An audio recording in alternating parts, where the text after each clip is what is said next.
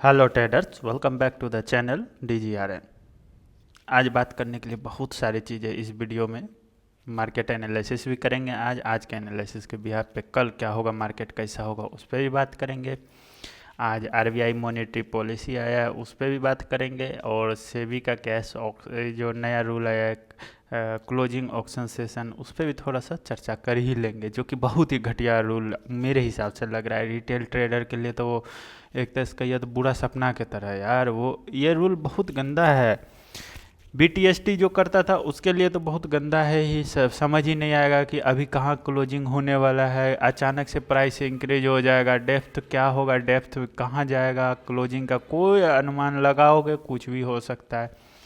और क्यों आया नहीं आया, चलिए इस पर भी थोड़ा सा बात करते हैं। तो RBI मॉनेटरी पॉलिसी पे ही सबसे बात कर लेते हैं। तो रिजर्व बैंक ऑफ इंडिया ने तो आज जो किया है, एक्सपेक्टेशन के अकॉर्डिंग बेंचमार्क पॉलिसी रेट में कोई चेंज नहीं किया और नेचुरल स्टैंस मेंटेन रखा, जिससे शॉर्ट टर्म इवेंट रिस्क और अनसर्टेनिटी खत्म हुआ। और ये अनसर्टेनिटी खत्म हुआ तो उसके वजह से आज देखोगे इंडिया विक्स में थोड़ा सा शांति आया। मार्केट में अनसर्टेनिटी खत्म होगा तो स्टेबिलिटी की तरफ बढ़ेगा। तो RBI कोई चेंज नहीं किया, वही रखा है जो रेट था, सेम एज इट इज। उसके बाद आपका जो ये क्लोजिंग और ये देख रहे हो, ये तो आपका सेबी का जो क्लोजिंग ऑक्शन पे वो बोल रहा है, इस पे देख रहे हैं, ध्यान है। डिस्पेंसरी इसमें जो बहुत सारा इसमें यार दिक्कत ही आ रहा है, समझ से परे जा रहा है। रिटेल ट्रेडर के लिए मुश्किल खड़ा कर रहा है, नॉर्मल ट्रेडर के लिए आफत बना हुआ है।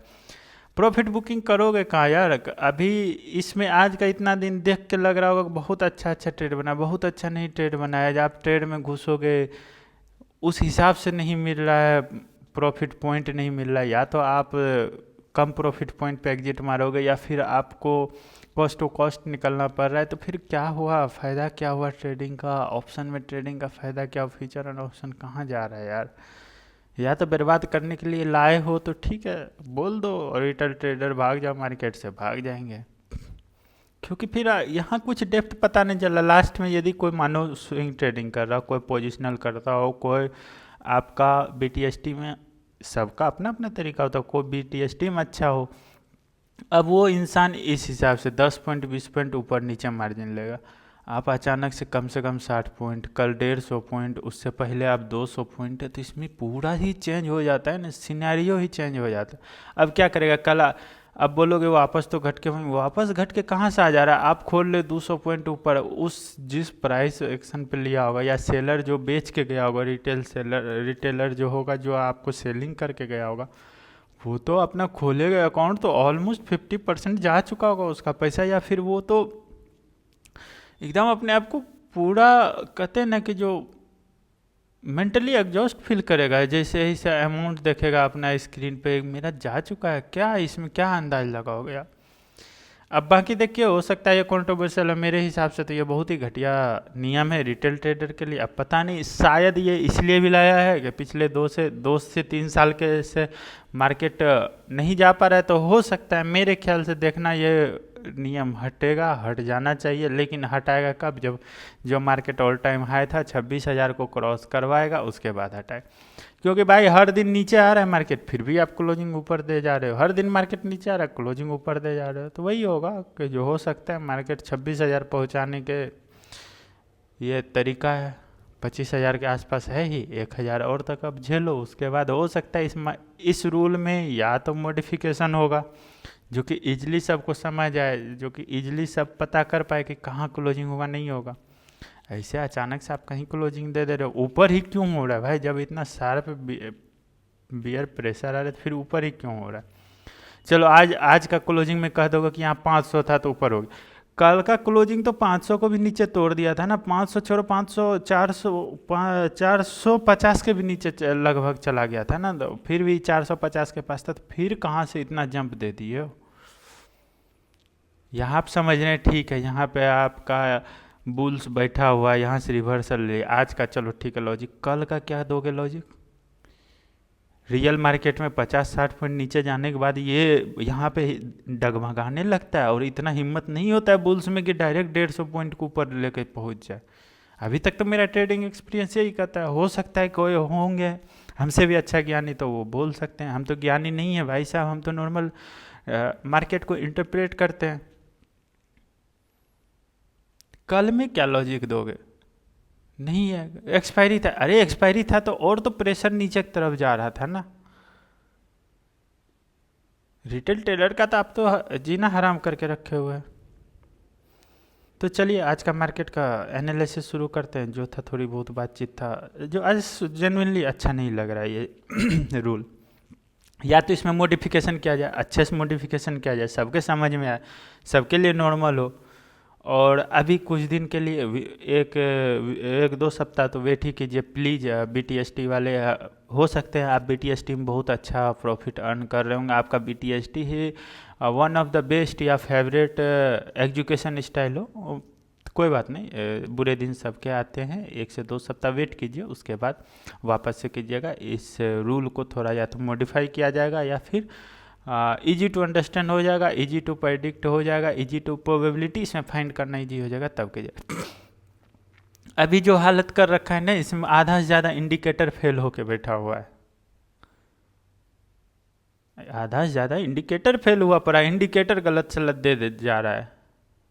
तो ये सब ठीक है, हम लोग तो प्राइस एक्शन पे कर रहे हैं, जो ऐसा नहीं है कि इंडिकेटर पे प्रॉफिट नहीं होता है। जिसका जिस चीज़ पे हाथ बैठ गया वो उसी चीज़ पे करेगा ना। इंडिकेटर पे भी होते हैं, थोड़ा लेट आता है कॉल या लेट आता है सेलिंग या बाइंग का उसके पास नोटिफिकेशन इंडिकेटर के बेसिस पे, बट आता है। लेकिन इस रूल के हिसाब से इंडिकेटर उल्टा पुल्टा काम करने लग जा रहा है, इंडिकेटर सही से नहीं दे पा रहा है पोजीशन, तो दिक्कत तो सबको आ रहा है ना।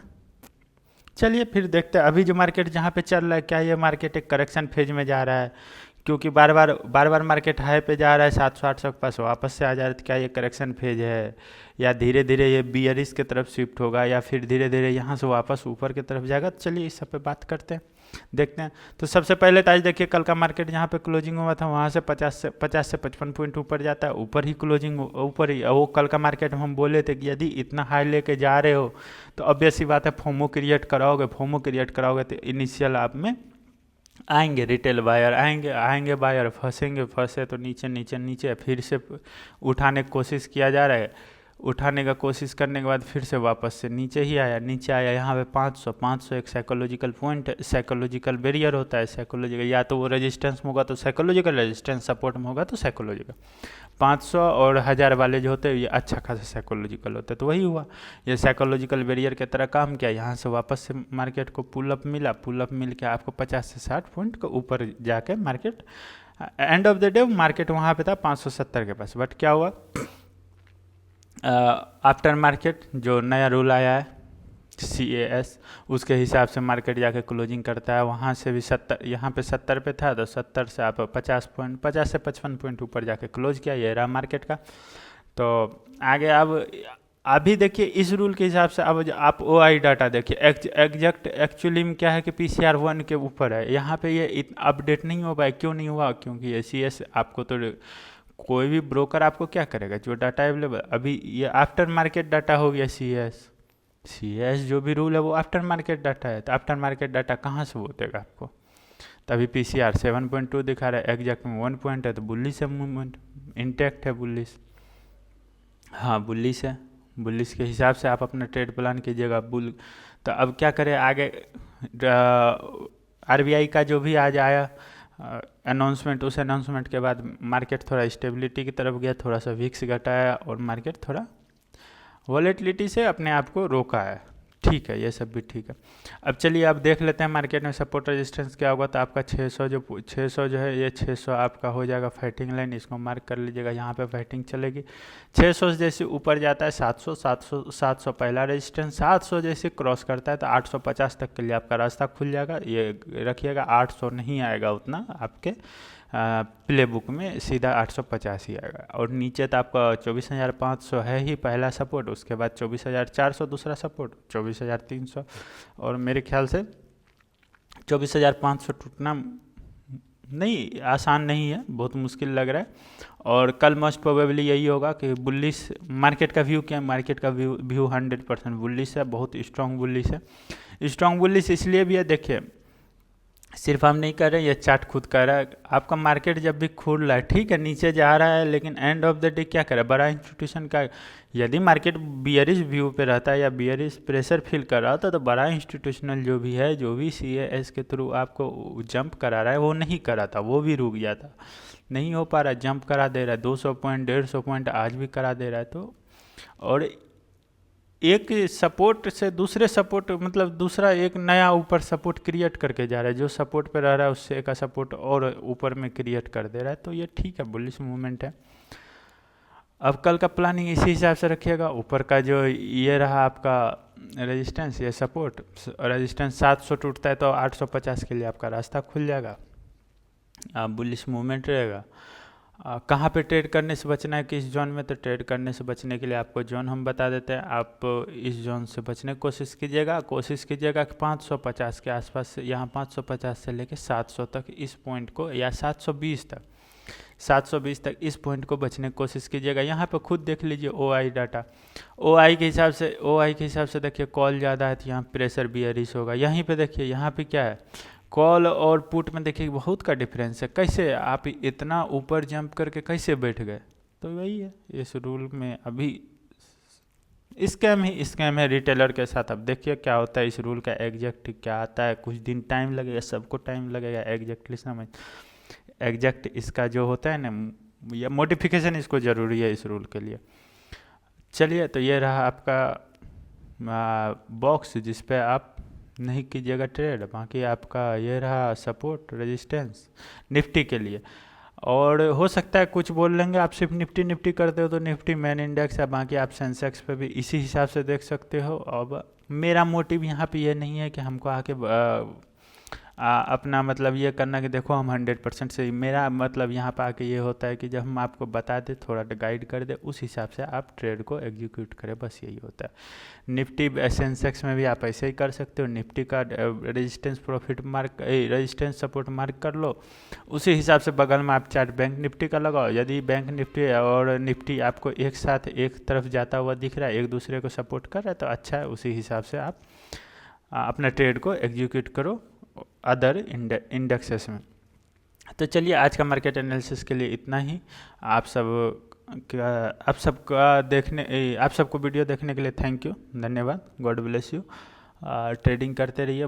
एक्चुअली क्या होता है ना कि जो बोलने के लिए बहुत कुछ है, लेकिन फिर देखता हूँ टाइम, अरे टाइम तो वीडियो की लंबाई ज़्यादा लेंथ भी नहीं खींचना चाहिए ना, तो इसीलिए thank you, God bless you, have a nice day, happy trading. Chances market bullish है, 100% बुलिश है, इस बात को ध्यान में रखिएगा। बियरिश के तरफ थोड़ा संभल के लीजिएगा। हाँ, एक दिन के लिए, थोड़ा देर के लिए बियरिश ट्रेंड आ सकता है, लेकिन ओवरऑल मार्केट बुलिश ट्रेंड में अभी तक है, और चांसेस है मार्केट 25,000 की तरफ जाएगा। तो इस बात को ध्यान रखिए। और 24,700 जैसे टूटता है, 25,000 के लिए रास्ता 100% खुला हुआ है। तो इन सब बात को ध्यान में रख के ट्रेड कीजिएगा। अच्छा, ट्रेडिंग कीजिए, थोड़ा संभल के कीजिए, BTST करने से बचिए। 3 बजे से पहले ही अपना ट्रेड को क्लोज कर दीजिए, जो भी हो इंट्राडे का, चाहे कितना एक ही प्रॉफिट हो या नहीं हो, कोई बात नहीं। और कॉस्ट टू कॉस्ट निकलने की कोशिश कीजिए। बहुत ये कोशिश नहीं कीजिएगा कि डीप के बाद घूमेगा, डीप पे बाय जरूर कीजिए, लेकिन कॉस्ट टू कॉस्ट निकलने का हमेशा कोशिश कीजिए। God bless you, have a nice day, happy trading.